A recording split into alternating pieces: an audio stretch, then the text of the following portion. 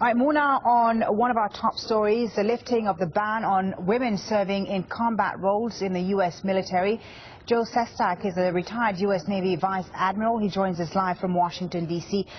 Thank you so much for talking to us. First off, what do you make of this decision? It's an historic decision, a positive one, as far as you're concerned.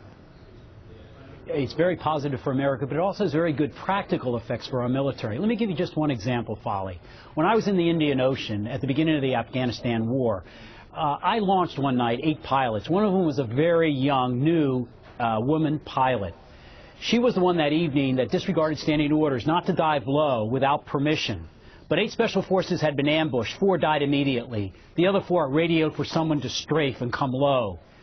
Thinking she didn't have enough time, Folly, she dove.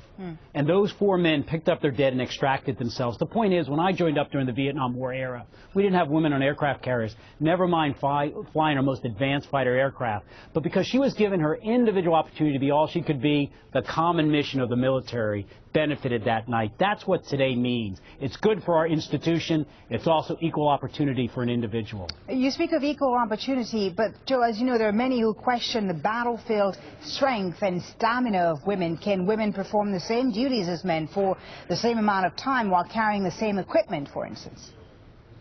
Well, no one that evening over Afghanistan ever had any second thoughts about the stamina of that woman as she pulled back to come out of heavy G's. But also out there on the battlefield, these women have already been in combat situations, Folly, as you well know. They may be going outside the wire driving a truck, a logistical mission, but they're ambushed suddenly and they respond. They're associated and embedded with combat missions. Warfare has no boundaries today. And so therefore, to take the best of another demographic, just like we did when Don't Ask, Don't Tell was removed, means our military performance will be better. But it doesn't necessarily mean that women will be accepted as equals, Joe, as you know. Are they specific posts that, in your opinion, you think should still remain close to women? Well, I don't know. You know, you have to look at things like SEALs. Can women meet certain physical requirements that they might have that are special and unique? And you need to work through that. And if not, if they can't meet that standard, well then, no, they should not be there. But I find very few that are going to be like that. Look, I've served with women in many combat situations out there, and I believe, whether it's on the ground or in the air, they are going to be an immense contribution. If they can't meet the standard, I've got that. But can they? Sure they can. And here's one other thing. Only 22% of all youth that graduate from high school in America meet the standards today for entering our military.